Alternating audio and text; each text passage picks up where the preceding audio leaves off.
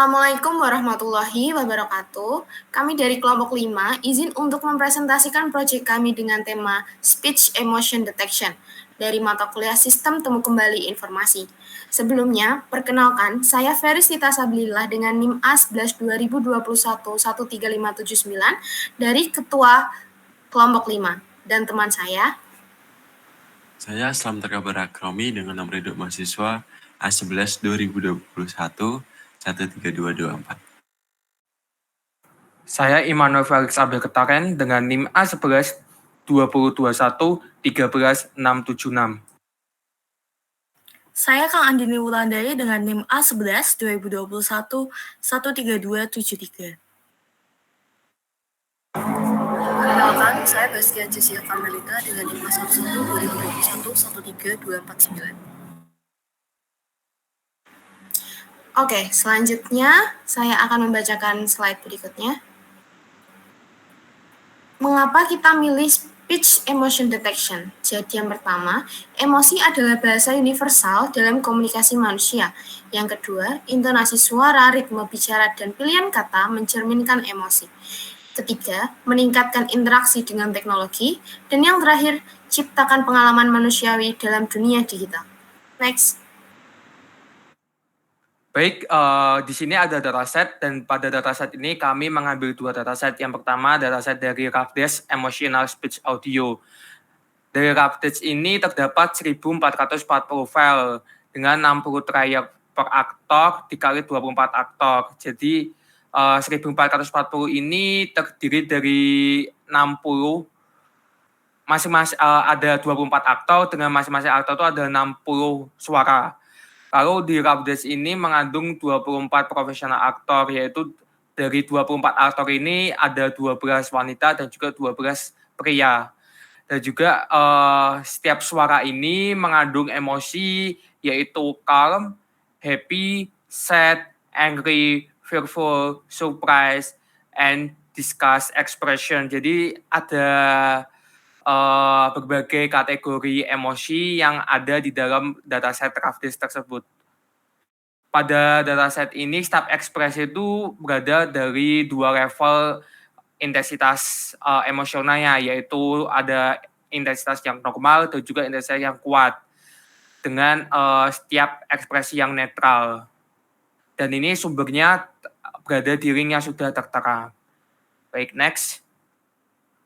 Lalu dataset yang kedua yaitu dari Toronto Emotional Speech Set atau Test. Nah, di Toronto ini terdapat 2.800 dataset atau 2.800 file yang terdiri dari 2 aktor dengan 200 data dikali ada 7 kategori emotionnya.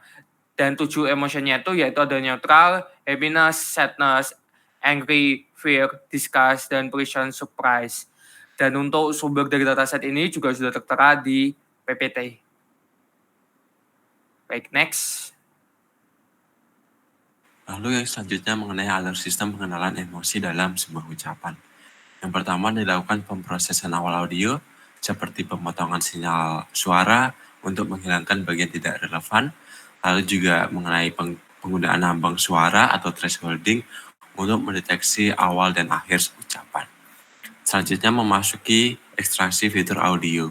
Di sini untuk ekstraksi kita menggunakan Rode Mean Square atau RMS, Zero Crossing Rate atau ZCR, dan Mel Frequency Capture Coefficient atau biasa disebut MFCCS.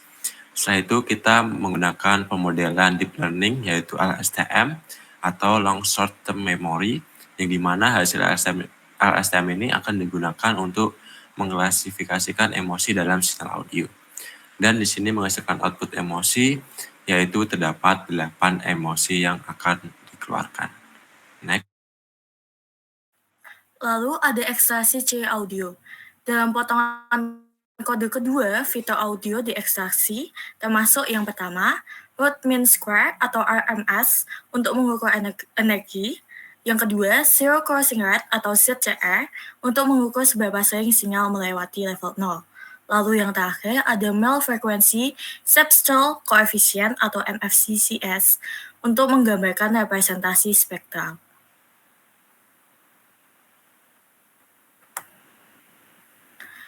Nah, selanjutnya ada Mel Frequency Septal Coefficients atau MFCCS untuk menggambarkan representasi spektral.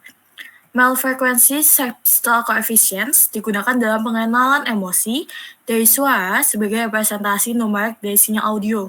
Langkah-langkah ekstraksi MFCC mencakup transformasi sinyal audio menjadi koefisien yang memperhitungkan distribusi energi spektral pada frekuensi yang relevan untuk pendengaran manusia. Hasil MFCC digunakan sebagai fitur input dalam model machine learning ataupun deep learning untuk mengenali emosi dalam ucapan. Model dilatih dan diuji menggunakan data MFCC dan kemudian dapat memprediksi emosi dari sinyal suara baru. Nah, di sini ada 3, time domain waveform, spektrogram, dan juga MFCC spektrogram. Di sini saya akan menjelaskan mengenai algoritma yang kami gunakan untuk melakukan prediksi emosi berdasarkan sinyal audio yang diperoleh, yaitu dengan menggunakan algoritma LSTM atau Long Short Term Memory Network. LSTM sendiri itu merupakan modifikasi dari Recurrent Neural Network atau RNN. LSTM itu perbedaannya atau keunggulannya, LSTM itu dapat mengingat kumpulan informasi yang telah disimpan dalam jangka waktu panjang sekaligus menghapus informasi yang sudah tidak relevan. Dalam speech recognition classification, LSTM akan digunakan untuk mempelajari pola temporal dalam sinyal audio. Pola ini kemudian digunakan untuk mengklasifikasikan emosi dalam sinyal suara menjadi 8 kategori emosi yang berbeda, yaitu netral, tenang, bahagia, sedih, marah, takut, jijik, dan terkejut. Berikut merupakan struktur algoritma LSTM, itu ada 3, yaitu ada forget get, itu yang berfungsi untuk menghapus informasi yang tidak ada lagi digunakan pada sel. Yang kedua, itu ada input get, berfungsi sebagai penambahan informasi yang berguna ke sel state. Yang ketiga ada output get untuk mengekstraksi informasi yang berguna dari sel state saat ini untuk disajikan sebagai nilai keluaran yang dilakukan oleh output get seperti itu. Salah satu keuntungan menggunakan LSTM sendiri itu kemampuannya untuk mempelajari pola temporal yang kompleks. Sinyal audio mengandung banyak informasi temporal seperti durasi suara, tekanan, dan pitch.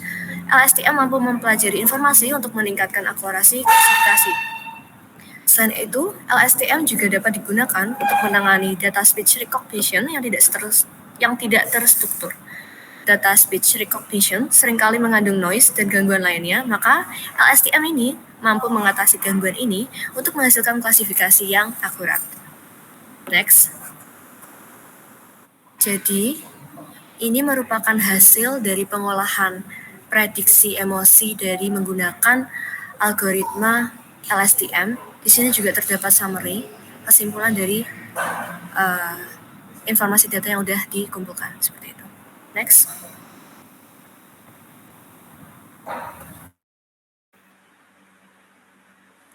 Sekian presentasi hasil diskusi dari kami kelompok 5. Kami mohon maaf apabila ada kesalahan pengucapan.